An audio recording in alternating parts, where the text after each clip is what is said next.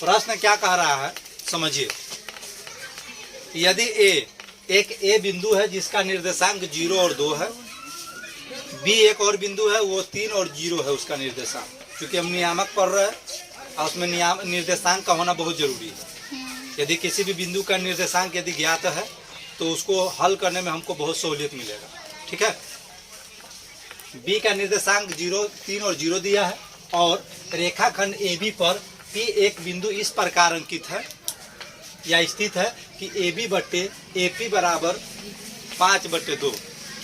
तो हमको क्या करना है, पी का निर्देशांक ज्ञात करना है। प्रश्न कुल मिलाकर कहना क्या चाह रहे हैं जान लीजिए कि एक रेखाखंड का नाम है ए बी।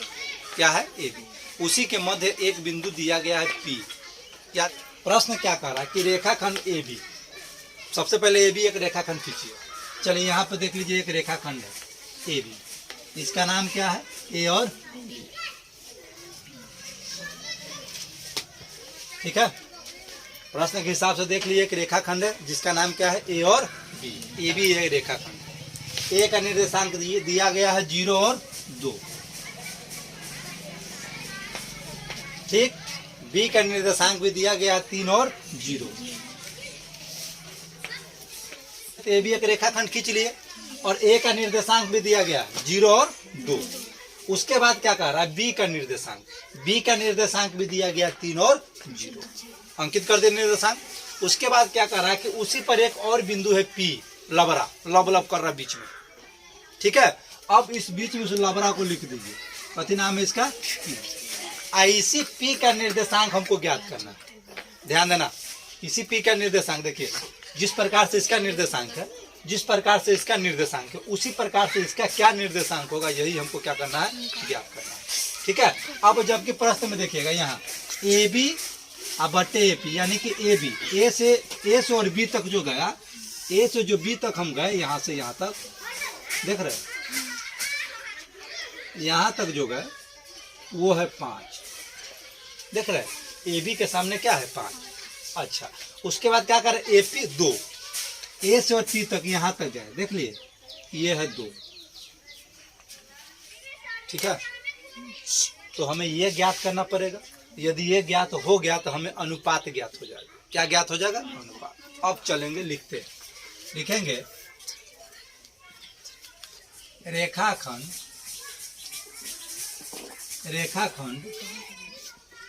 ए बी में। ठीक है।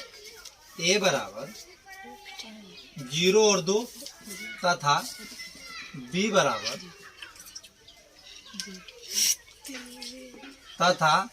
बी बराबर 3 और ए का निर्देशांक, बी का निर्देशांक, ये क्या है, दिया गया। क्या है, लिखेंगे दिया गया।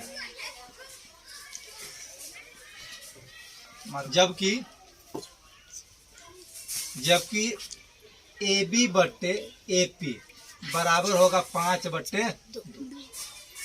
इस हिसाब से ए बी का मान 5, ए पी का मान 2, मुझे पी बी का मान ज्ञात करना है। यदि पी बी का मान ज्ञात हो गया तो ये आपस में क्या होगा, अनुपात कहलाएगा। क्या कहलाएगा, अनुपात। अब क्या करेंगे, तो हम लिखेंगे पी बी बराबर, तो पी बी बराबर हम क्या लिखेंगे, A B minus A P. यदि ये ज्ञात करना हो तो इन पूरा में से इसको घटा देंगे। अब पी बी बराबर ए बी का मान जो है 5, ए पी का जो मान है वो है 2। 5 में से यदि 2 गया 3, यहाँ से यहाँ जो आया वो क्या आया, 3। ठीक है। ये 3 आ गया। तो अब ये जो आ गया ना, ये अनुपात कहलाया। क्या कहलाया, अनुपात। अर्थात अब लिखेंगे अर्थात एपी बट्टे पीबी, अर्थात एपी बट्टे पीबी। एपी का मान कितना हुआ, 2, अब पीबी का मान कितना हुआ, 3।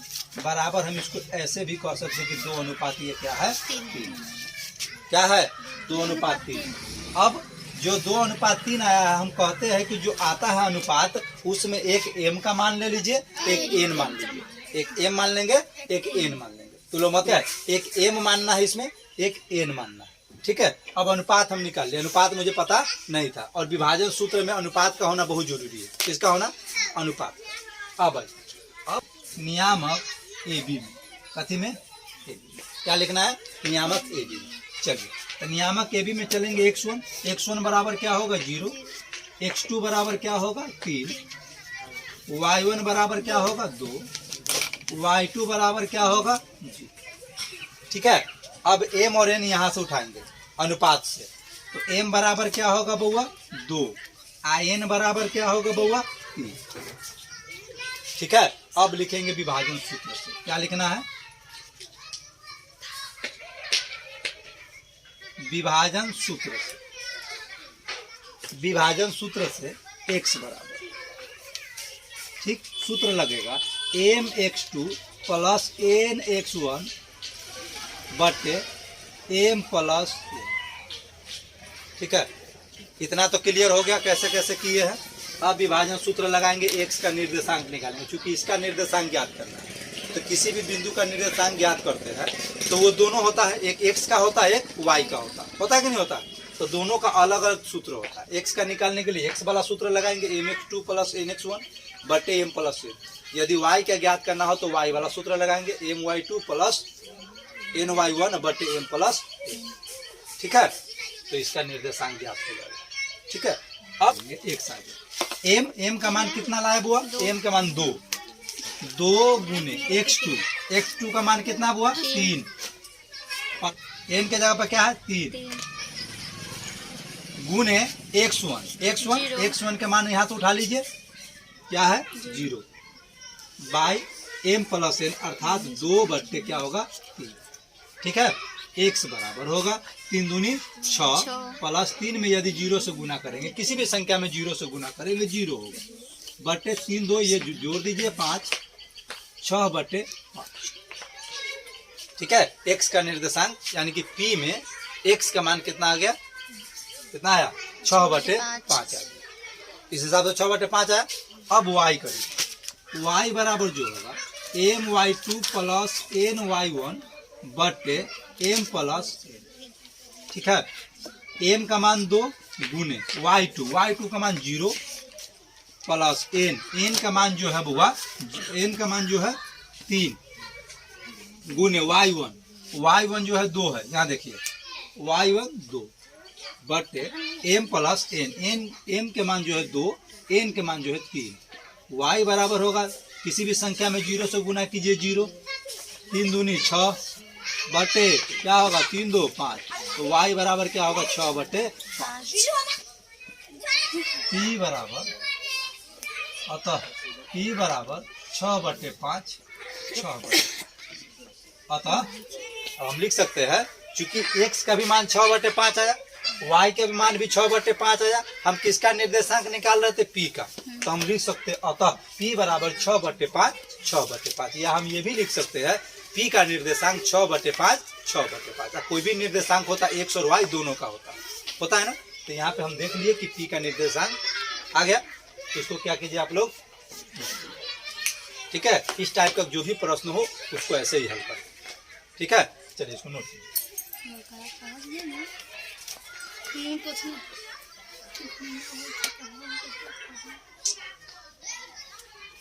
प्रश्न 3 का दूसरका में देखिएगा क्या कह रहा है कि एक रेखाखंड है जिसका नाम है AB, समझ लीजिए पहले, और उस AB पे एक R है, क्या है R, उसी R का निर्देशांक ज्ञात करना है, जबकि A और B का निर्देशांक दिया गया है।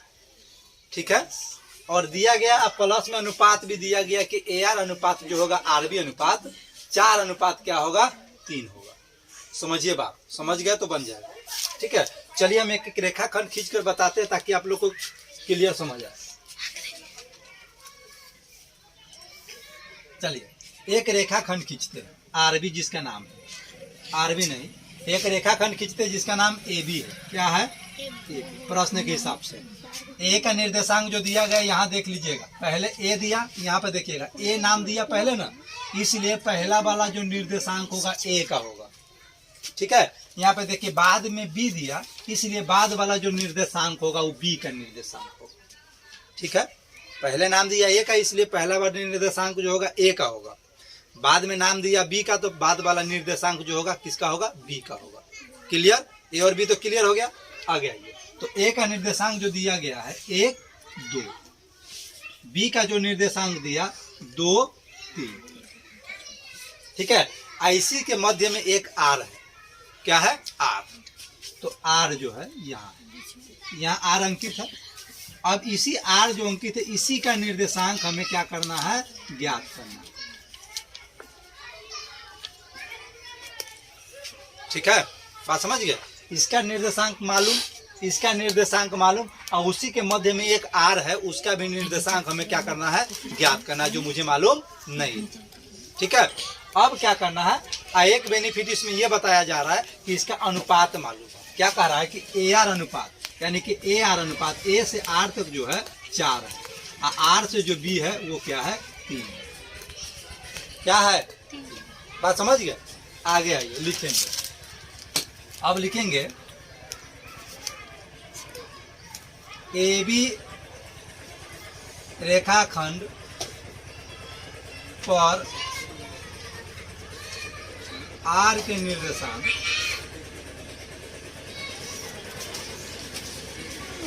एक्स वाई मान लिया। क्या किया? कि ए बी एक रेखाखंड है, उसी ए बी पे एक आर है बिंदु। आर का निर्देशांक मुझे मालूम नहीं था, ए और बी का मालूम। तो आर का निर्देशांक हमने क्या किया? एक्स और वाई मान लिया। मानना तो पड़ेगा, बिना मानने में तो होगा नहीं। अब मानने में अपने बाप का क्या जाता है? मान लो। जबकि ए आर क्या है? ए आर अनुपात आर बी बराबर क्या है? 4:3। ठीक है, चलिए अब लिखेंगे नियामक ए बी। क्या लिखेंगे? नियामक ए बी कीजिए या रेखाखंड ए बी कीजिए, कोई दिक्कत नहीं है। तो लिखेंगे नियामक ए बी लिख लिए। अब x1 बराबर जो निकल कर आएगा बउआ, ये x1, ठीक है, ये x2, ठीक, कितना होगा? 2। ये क्या निकल कर आएगा? y1 2, y2 कितना निकल कर आएगा बाबू? 3। इतना तक क्लियर? हमने x1, x2, y1, y2 रेखाखंड से निकाला। कहाँ से निकाला? रेखाखंड से। इसमें जो था ये x1 था, ये जो था x2 था, ये जो था y1 था, ये जो था y2 था। अब कभी भी नियामक में या निर्देशांक में 2 संख्या दिया रहता है, तो उसमें एक संख्या x का होता है, एक संख्या y का होता है। ठीक है, हमको नाम रखने में सुविधा हो, इसलिए एगो का हम कहते हैं x1, एक का नाम कहते हैं x2। यदि दोनों का एक्सेस कर लेंगे तो हमको कंफ्यूजन हो जाएगा मान रखने में, है ना। तो पहचानने के लिए हमें सुविधा हो, इसलिए इस x का नाम दे देते x1, यानी कि x पहल का। इसका नाम दे देते x2 अर्थात x दूसर का। इसका नाम दे देते y1 अर्थात y पहल का। इसको नाम दे देते y2 अर्थात y दूसर का, सहूलियत के लिए। ठीक है, चलिए अब आइए। अब यहाँ पर x1, x2, y1, y2 निकालिए। अब इसमें एक और चीज जरूरत पड़ता है, क्या? m और n का। किसका? m और n का। और m और n कहाँ से मिलता है? अनुपात से मिलता है। कहाँ से मिलता है? अनुपात से। जो अनुपात दिया रहता है उसी में पहली वाली संख्या जो होता है m का मान होता है, बाद वाली जो संख्या होता है n का मान होता है। ठीक है, अब इसमें लिखेंगे m बराबर क्या होगा बुआ? देख लीजिए 4। n बराबर जो निकल कर आएगा वो होगा 3। विभाजन सूत्र में सिर्फ इतना ही जरूरत है। यदि विभाजन सूत्र में इतना मिल गया तो हम बना सकते हैं। अब चलेंगे विभाजन सूत्र से। क्या करेंगे? विभाजन सूत्र से। विभाजन सूत्र से x बराबर mx2 प्लस nx1 अब बट्टे क्या होगा बुआ? m plus n।